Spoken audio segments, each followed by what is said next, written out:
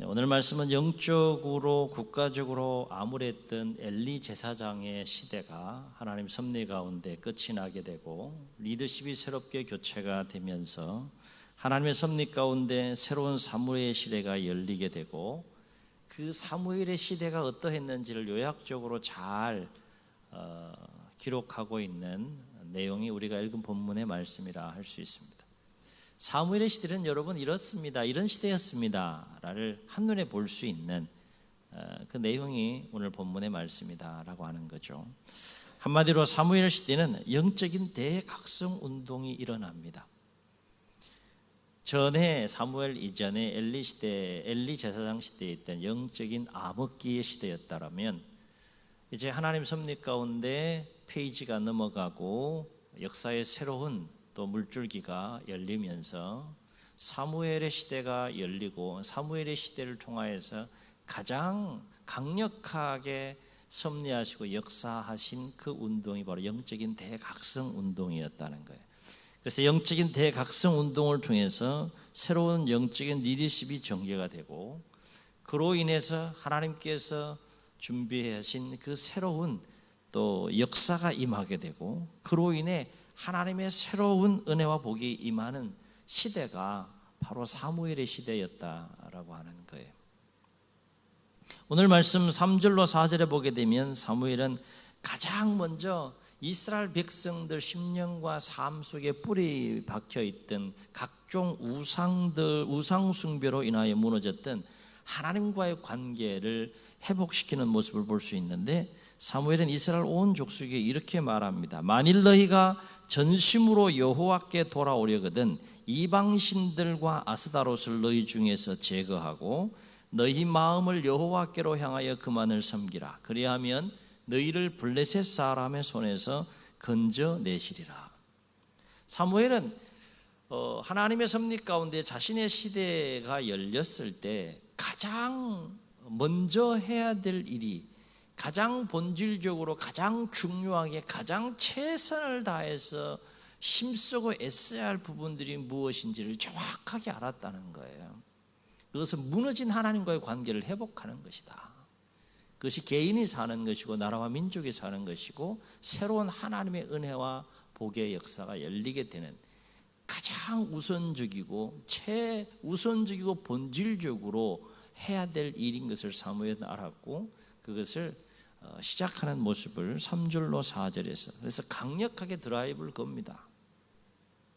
다 정리하자. 하나님 이외에 우리가 섬기고 사랑하고 의지했던 모든 것들 다 정리하자. 그렇지 않으면 아무리 세월이 많이 흘러도 새로운 하나님의 역사는 우리 가운데 일어날 수 없다.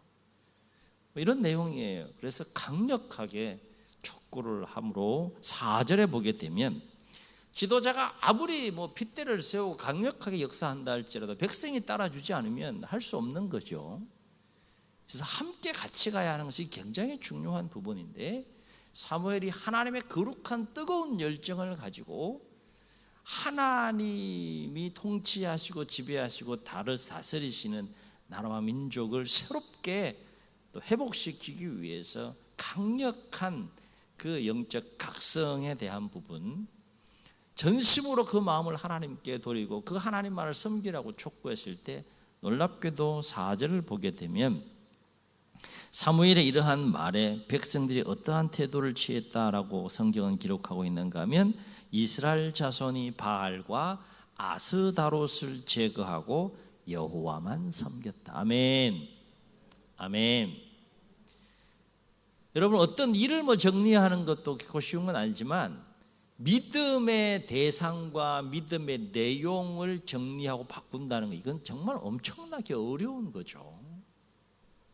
가치관을 바꾸는 것도 어려운데 믿음과 신앙체계 자체를 완전히 뒤바꾼다라고 하는 건 정말 어려운 일인 거예요. 그런데 어쨌든 사무엘의 강력한 촉구 속에 이스라엘 백성들이 순종해서 바알과 아스타롯 모든 우상 숭배를 다 정리하고 제거하고 여호와만 섬겼더라. 이것이 사무엘의 시대였다는 거예요. 참으로 놀라운 변화가 백성들 마음과 삶 속에 일어나는 것을 볼 수 있게 됩니다. 그리고 5절로 11절에 보게 되면 그 유명한 미스바 대성회가 열려요.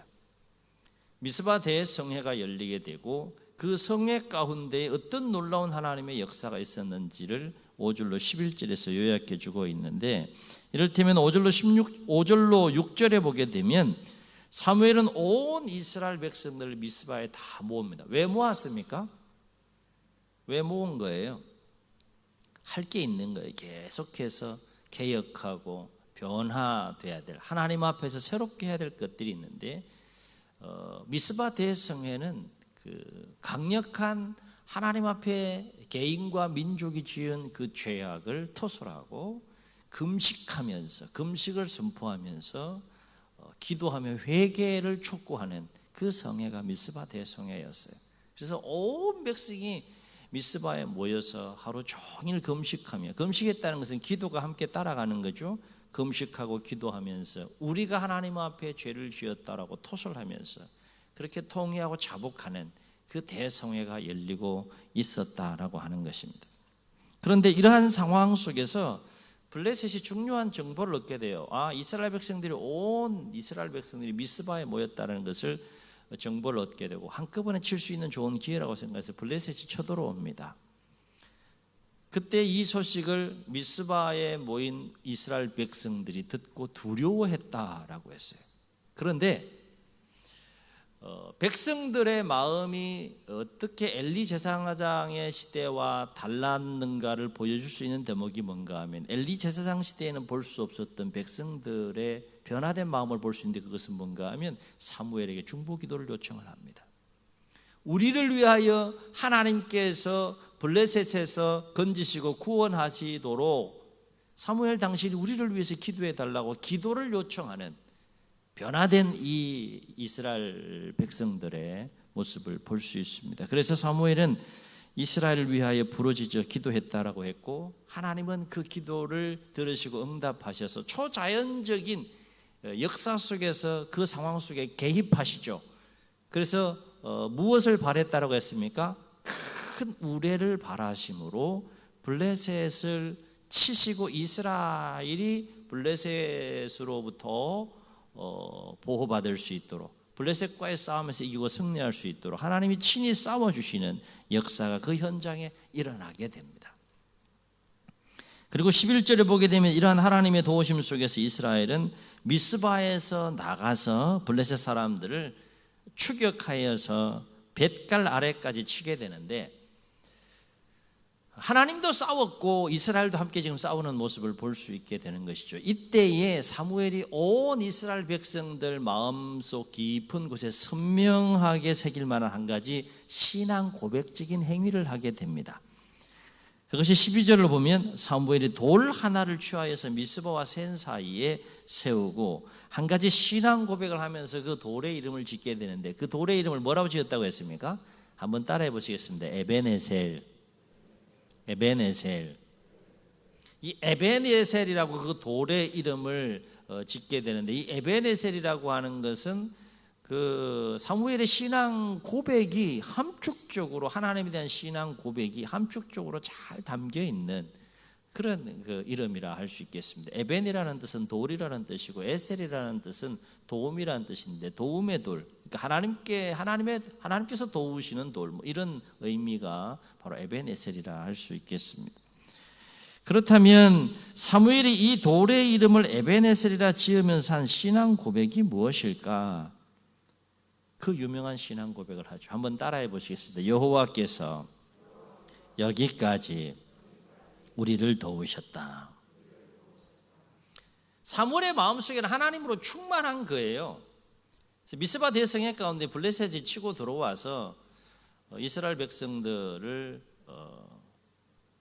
침략했을 때 하나님의 초자연적인 개입으로 이스라엘이 승리를 거두는 그 현장 속에 사무엘이 있으면서 하나님으로 충만했던 이 사무엘의 마음속에는 백성들과 함께 백성들 앞에서 그 하나님에 대해서 분명한 신앙 고백을 하고 싶었는데, 그것이 바로 에벤에셀, 여호와께서 여기까지 우리를 도우셨다라고 하는 그 신앙 고백과 함께 그 돌 하나를 주에서 에베네셀이라 이름을 지었다는 거예요. 사랑하는 성도 여러분, 사무엘의 이 신앙 고백이 의미하는 것은 무엇일까라고 하는 거예요.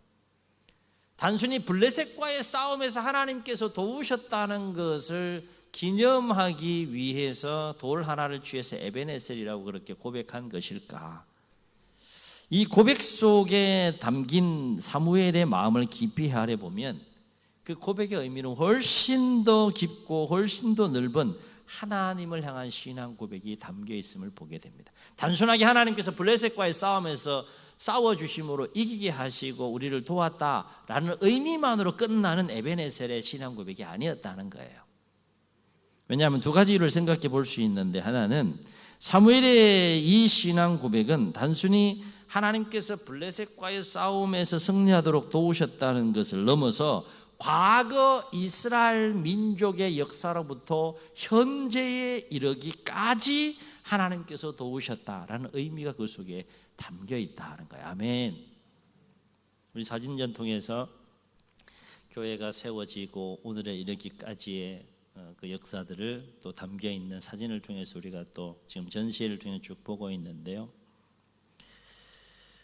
사무엘의 마음속에는 그 현장의 블레셋과의 싸움의 전쟁을 사건으로 해서 신앙 고백의 범위가 옛날 과거 이스라엘 민족 때로부터 해서 지금 현재 이 미스바에 모여 있을 때 블레셋이 치고 들어왔을 때 하나님의 도우심으로 그 싸움에서 이기게 하신 거기까지를 쭉 돌이켜 볼 때 하나님 앞에 그렇게 신앙 고백할 수밖에 없었다라고 하는 것이죠.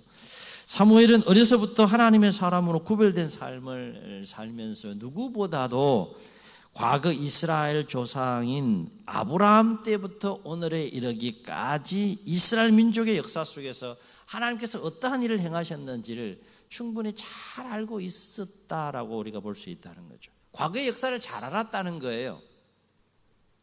과거의 역사 속에서 역사의 흐름만 안 것이 아니라 그 역사적인 흐름 속에서 어떻게 하나님께서 하나님의 백성인 이스라엘 민족을 인도해 가셨고 도우셨는지에도 사무엘은 잘 알고 있었다는 거예요. 우리는 이러한 사실을 어디서 확인할 수 있는가 하면 사무엘상 11장 12절로 15절에 보게 되면 사무엘은 백성이 하나님을 대신할 왕을 요구할 때 그것이 하나님의 뜻이 아니라고 처음에 거부를 했죠.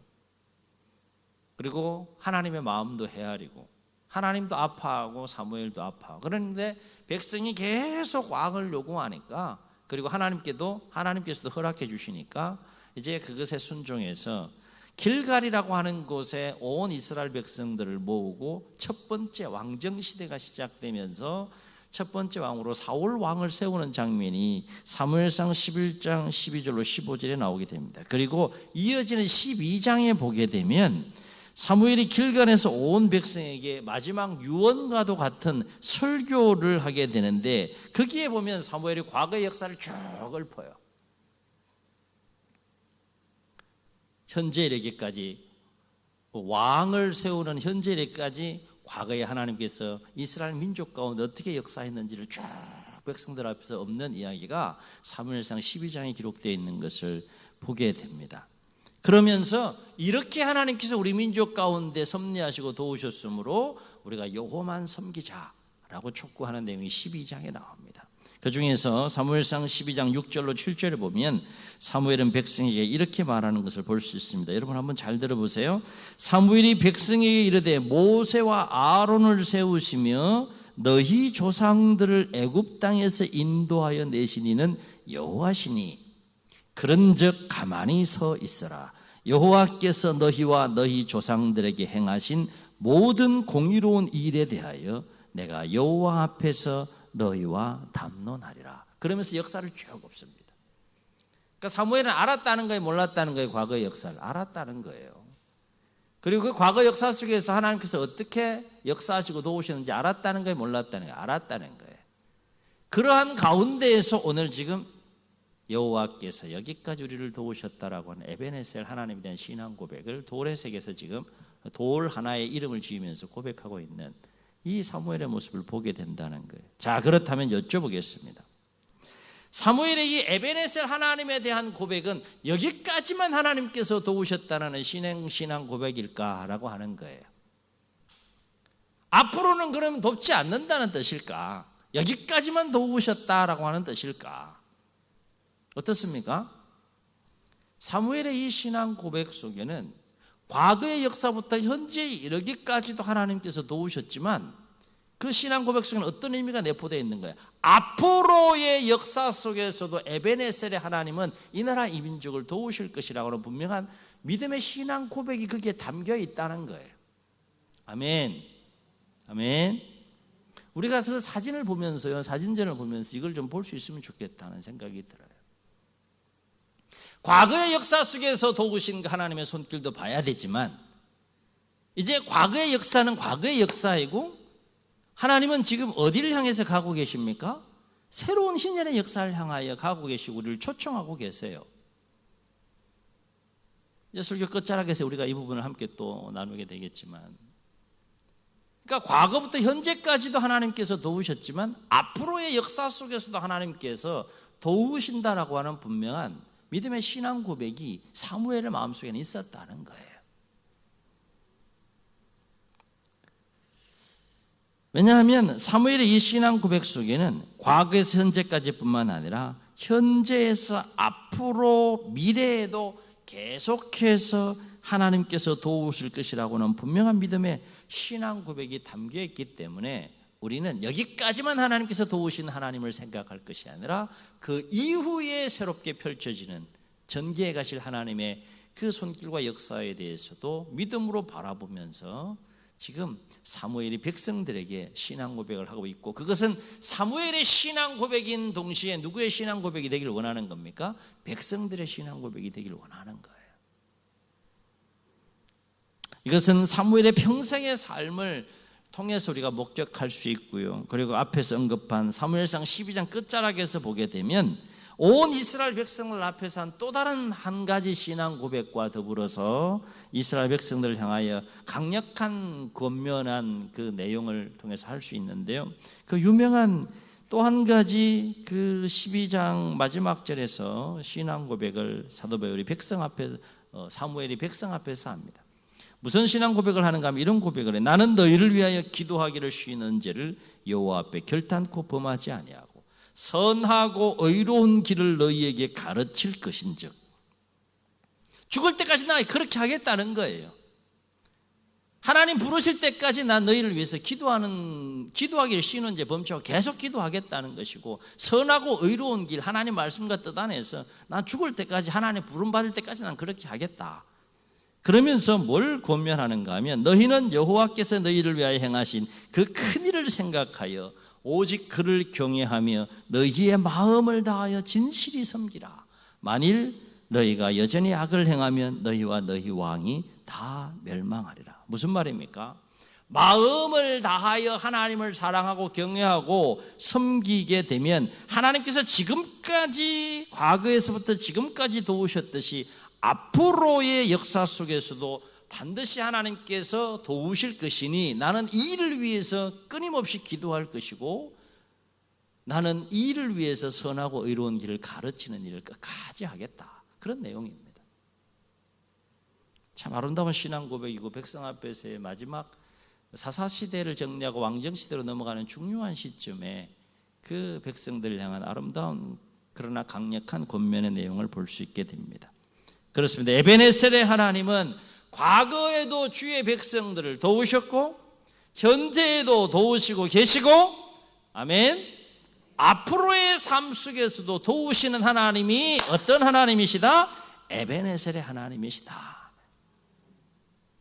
하나님의 새로운 역사는 멈추지 않습니다. 계속돼요. 사람의 마음과 생각은 굳어버려서 멈출 수 있을지 모르겠지만 그 굳은 마음 때문에 하나님은 새로운 역사를 계속해서 써가길 원하시는데 그 굳은 마음이 장애가 되고 방해가 돼서 실족하고 넘어지는 일이 사람에게 있을지 몰라도 하나님은 계속해서 새로운 역사를 써가신다는 거예요.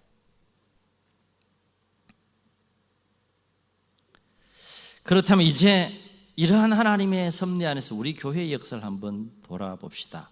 오늘 우리는 교회 창립이라고 하는 50주년의 뜻깊은 주일을 보내고 있습니다.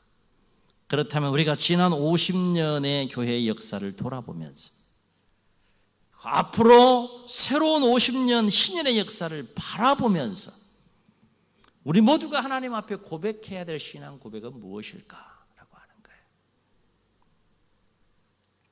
하나님께서 여기까지 우리를 도우셨다 라고 하는 이 사무엘의 신앙 고백이 우리 모두의 신앙 고백이 되어야 되지 않겠느냐 하는 거예요. 아멘. 한번 고백해 보시겠습니다. 하나님께서 여기까지 우리를 도우셨습니다. 이건 과거와 현재로 멈추는 것이 아니라 계속 진행되는 의미가 담겨있는 고백이라는 거죠. 바로 업기는 교회 창립 50주년을 맞아 새로운 신년의 역사를 바라보는 우리 모두에게 오늘 에베네셀의 하나님에 대한 이 사무엘의 신앙 고백이 우리 모두의 신앙 고백이 될 수 있기를 주의 이름으로 축원합니다.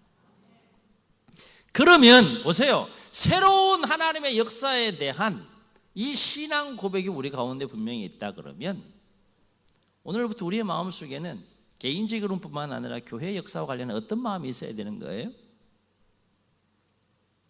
그만하면 됐다. 요 정도면 됐지 뭐.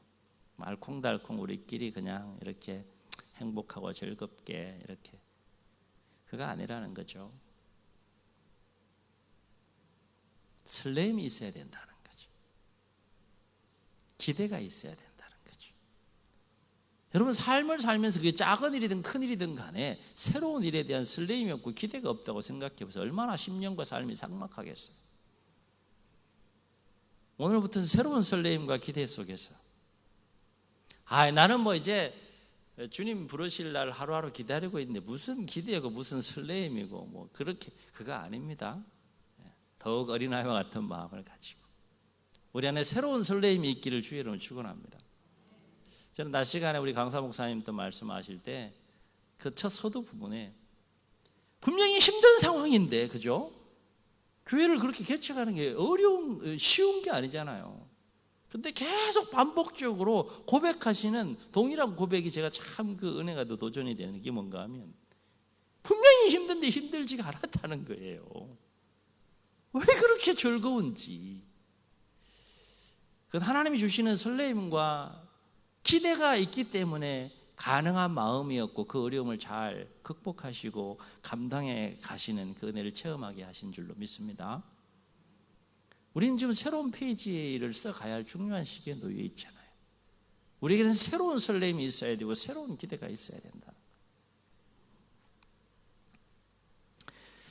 그렇다면 에베네셀의 하나님에 대한 분명한 신앙 고백 속에서 지나온 역사와 관련하여서 우리가 해야 될 일은 무엇이고 앞으로의 역사와 관련해서 우리에게 꼭 필요하고 있어야 할 것은 무엇인가 짧게 생각해 볼 때 먼저 지나온 역사와 관련해서 우리가 꼭 해야 될 일을 생각해 볼 때 두 가지를 반드시 할 필요가 있다는 거예요. 지나온 역사와 관련해서 오늘 본문뿐만 아니라 성경 전체에서 이 부분을 여러분 놓치지 않고 꼭 이렇게 살펴보시길 바라는데 하나님이 기대하시는 것이 있어요. 지나온 역사 속에서는 역사만 홀로 온 겁니까? 사진을 쭉 전시했는데 그냥 뭐 사진만 쭉 걸려 있는 거예요? 그 인간의 역사만 쭉 있는 겁니까? 50년은 그냥 뭐 연도별로 어떤 일들이 있었고 뭐 행사들이 있었고 이런 것만 있는 겁니까? 잘 보세요. 잘 보시면 사람만 보이는 것이 아니라 그 속에 하나님의 손길이 보인다는 거예요. 아멘.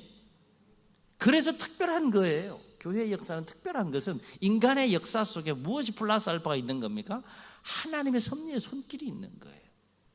그걸 느낄 수 있을 때 좁은 공간에 알차게 의미 있게 이렇게 전시해 놓은 그 사진이 의미가 있는 거 아니겠어요? 그렇죠? 단지 옛날에 뭐 이런 일이 있었다 저런 일이 있었다 뭐 그것으로 끝나는 것이 아니라 그 속에 무엇이 있다는 거예요? 하나님의 손길이 있었다는 거예요. 하나님의 손길이. 인간의 역사 속에 하나님의 섭리의 역사가 있었다는 거예요. 이건 보이지 않는 거죠. 볼 수 있어야 되는 거죠. 그러니까 지나온 역사와 관련해서 우리가 반드시 해야 될 첫 번째는 뭔가 하면 지나온 역사로부터 오늘에 이르기까지 우리를 여기까지 도우신 하나님의 은혜를 기억해내고 그 다음에 해야 될 일이 뭔가 하면 그 은혜를 마음껏 찬양하고 그 은혜를 베푸신 하나님 앞에 감사하는 일, 이것이 지나온 역사와 관련해서 우리가 해야 될 중요한 일이라는 거예요. 그래서 음악회 하는 거 아닙니까? 아니구나. 그래서 음악회 하는 거예요. 그냥 막 그렇게 교회 행사처럼 기획해서 하는 게 아니라 그런 영적인 차원에서 준비하고 그렇게 진행해 가는 것이죠. 우리가 하나님께 감사하는 마음, 또 하나님을 은혜를 찬양하는, 표현하는 방법은 여러 가지가 있죠, 그죠? 여러 가지가 있어요. 근데 그 중에 이제 한 가지가 또 찬양을 통하여서, 그런 음악 예배들을 통하여서 지나온 모든 역사 하나님의 은혜였습니다. 하나님 감사합니다. 하나님 찬양합니다. 그걸 공동체적으로 함께 우리가 고백하는 그런 시간에 영적인 차원에서 이제 음악 예배 이런 것들이 지금 준비되고 있다는 것이죠. 우리에게 그런 고백이 있습니까? 50년 역사가 정말 하나님의 은혜라고 하는 분명한 그런 고백이 우리 모두에게 있느냐라고 하는 거예요. 그 진정한 고백이 있다면 자연스럽게 뭐가 나와야 되는 겁니까? 감사가 나와야 되고, 뭐가 나와야 되는 거예요? 찬양이 나와야 돼요.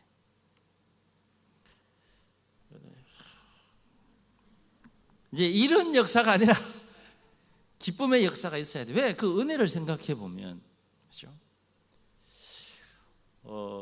어떤 분은 사진을 이렇게 쭉 보면서 막 감탄하기도 하면서도 훌쩍훌쩍 우시면서 그렇게 사진을 쭉 보시는 분도 계시더라고.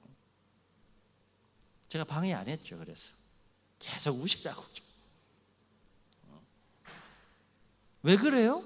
그냥 사진인데 옛날 생각나서 그냥 추억이 소환돼서 뭘 느끼는 거예요? 다 설명할 수 없지만, 그 느끼는 감정을 다 표현할 수 없지만 하나님의 손길과 은혜를 느끼는 거죠. 그렇죠? 모든 것이 50년의 역사가 하나님의 은혜였음을 믿습니다. 아멘. 영적인 차원에서 부어주신 은혜들이 얼마나 많고, 물질적인 측면, 또 그리고 사역적인 많은 차원과 열매들, 얼마나 많은 것들이 있었습니까? 돌이켜보면 하나님의 은혜의 손길들이 생각나고 기억나게 될 거예요. 그러면 우리가 기억을 소환하도록 하기 위해서, 도움을 드리기 위해 저는 사진전을 지금 우리가 진행하고 있는데, 마음껏 지나온 역사에 대해서는 하나님의 은혜인 것을 기억하고 감사하고 찬양할 수 있는 우리 모두가 될 수 있기를 주의 이름으로 축원합니다. 또 한 가지, 지나온 역사와 관련해서 반드시 우리가 해야 될 것이 있고, 하나님께서 우리에게 요청하시는 것이 있는데, 그것이 뭔가 하면, 아무리 잘했어도 잘못한 것이 있다 없다? 이 동네는 없구나. 아무리 우리가 최선을 다하고 잘했다 할지라도 지나온 역사를 돌이켜보면 잘한 것들도 많지만 잘 못한 것들이 있어요, 없어요? 그거 어떻게 하라는 거예요? 하나님은 정리하고 털고 가자. 그 행위가 뭐예요? 회개하는 거예요.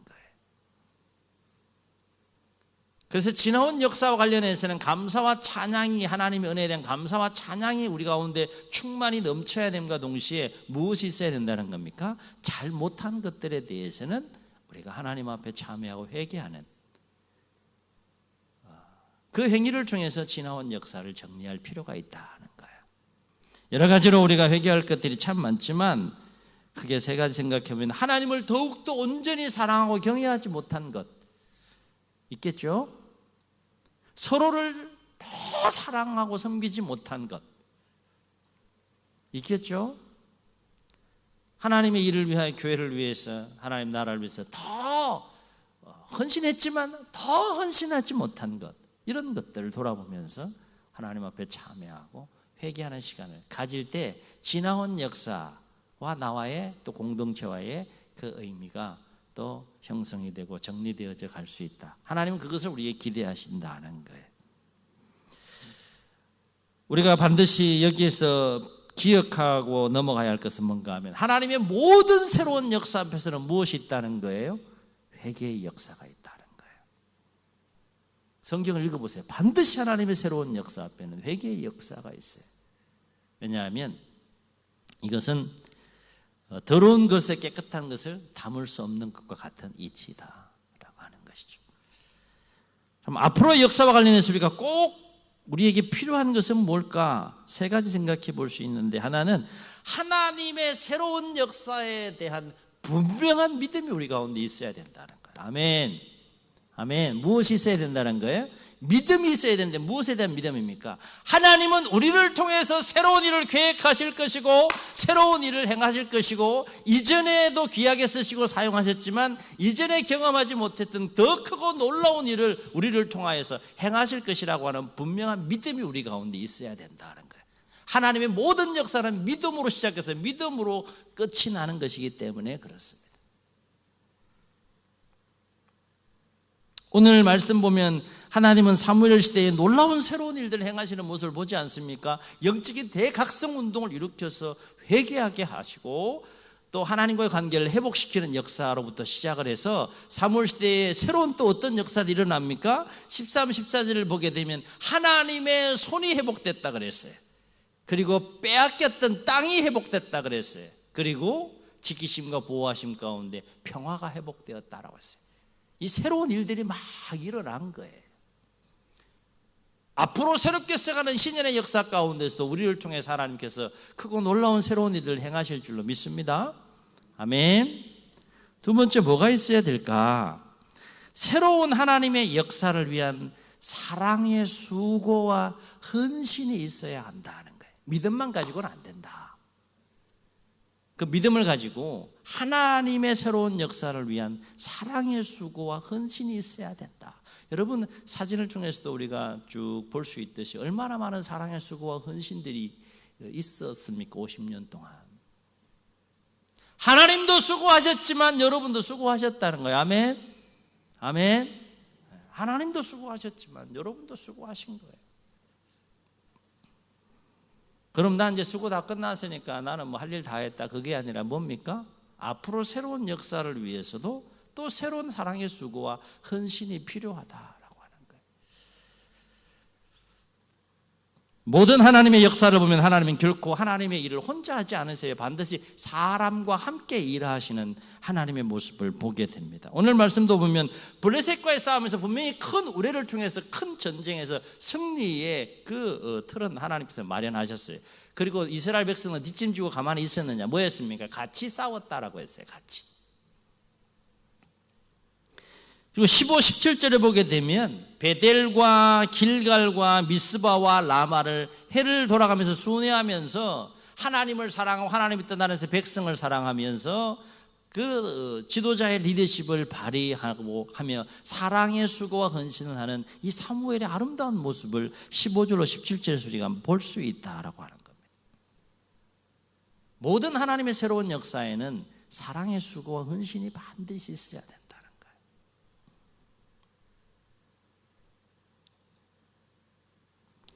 마지막 한 가지, 무엇이 있어야 될까? 계속해서 함께 마음을 같이 한 기도가 있어야 한다. 아멘. 아멘. 개인적인 기도도 중요하지만 함께 마음을 같이 하여 기도하는 기도가 끊임없이 계속 이어져야 한다는 거예요. 왜 사무엘은 자신이 기도의 사람이 되기를 원했고 백성들에게 기도를 가르치고 백성들이 기도하는 백성이 되기를 그토록 원했을까? 중요한 이유가 있는 거예요. 하나님의 새로운 역사에 대한 분명한 믿음도 필요하고 또 그 일을 이루어가기 위한 사랑의 수고와 헌신도 필요하지만 절대적으로 무엇이 필요하다는 거예요? 하나님의 도우심과 역사가 없이는 결코 아무 일도 일어날 수 없다는 거예요. 그러면 하나님의 그 역사를 일으키는 것이 뭐냐? 그것이 기도다. 사랑하는 성도 여러분, 지난 50년의 역사에 대해서 어떻게 하시겠습니까?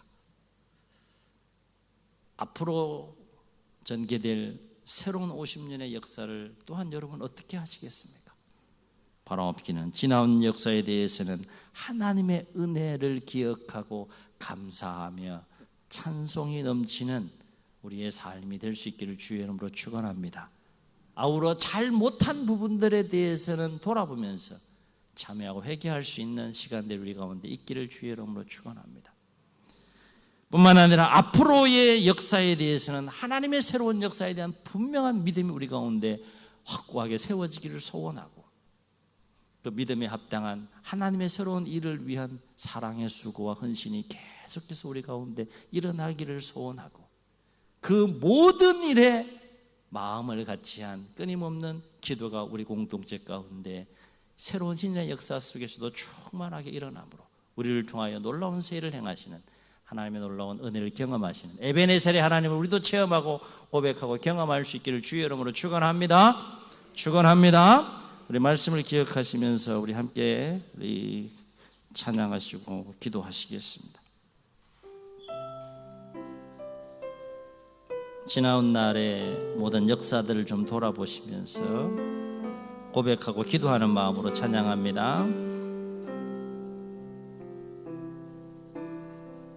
하나님 한 번도 나를 실망시킨 적 없으시고 언제나 공평과 은혜로 나를 지키셨네. 지나온 모든 세월들, 지나온 모든 세월들 돌아보아도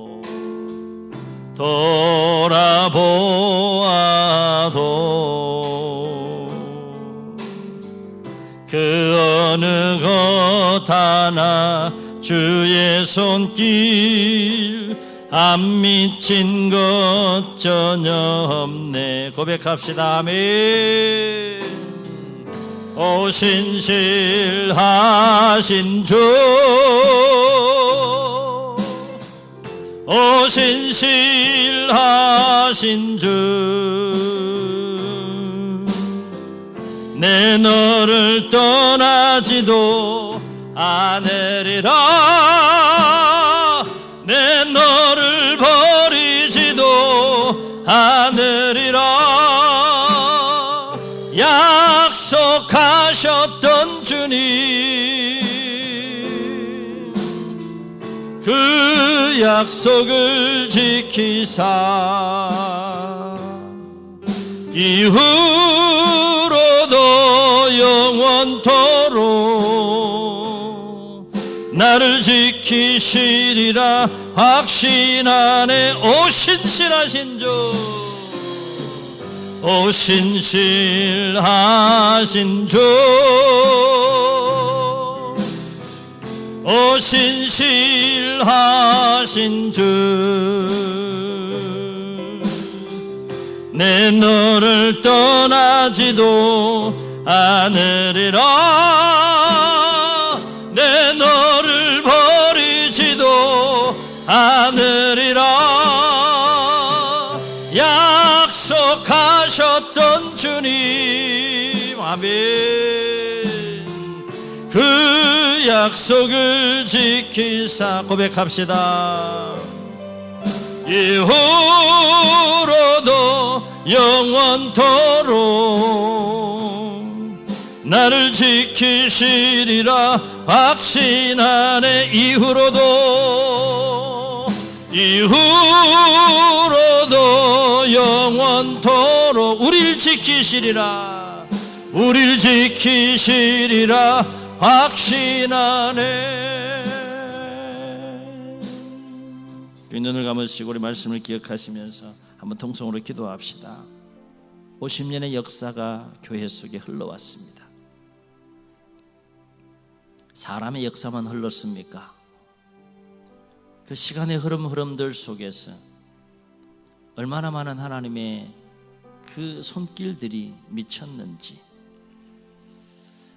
지나온 역사를 돌아보면서 그저 추억하고 사건과 인물들을 돌아보는 것, 그 차원을 넘어서 그 시대 그 사람들을 통하여서 그 상황들을 통해서 하나님께서 어떤 은혜를 부어주셨는지, 어떻게 역사하셨는지 우리가 바라보고 모든 것이 하나님의 은혜였음을 고백하며 마음껏 감사하고 마음껏 찬양하며 나아가는 우리 창립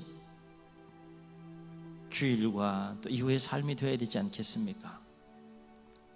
최선을 아무리 다했어도 분명히 우리가 잘 못한 부분들이 있을 겁니다. 그런 부분들에 대해서 우리가 회개하고 하나님의 도움을 구하며 나가야 되지 않겠습니까? 이제 역사의 페이지는 지나온 50년의 역사를 마무리하시고 이제 새로운 10년의 역사를 향하여 하나님께서 나아가고 계신데 우리의 마음도 새로워져야 되지 않겠습니까? 그래야 하나님과 함께 새로운 역사를 써갈 수 있지 않겠습니까? 하나님의 새로운 역사에 대한 믿음이 우리 가운데 있어야 될 것이고 사랑의 수고와 헌신이 있어야 될 것이고 하나님의 도우심을 구하는 간절한 합심의 기도가 우리 가운데 있어야 되지 않겠습니까? 하나님, 이 중요한 시점에 지나온 50년의 역사를 돌아보고 앞으로의 역사를 바라보면서 에베네셀의 하나님을 바라보게 하시고 감사하고 감격하고 회개하며 믿고 수고하고 헌신하며 기도하는 우리 개개인과 공동체가 될 수 있도록 도와주셔서 새로운 하나님의 역사를 써갈 수 있는 우리 모두가 되게 하여 주옵소서. 이런 마음 가지고 주님 세 번 부르시고 함께 통성으로 기도합니다. 주여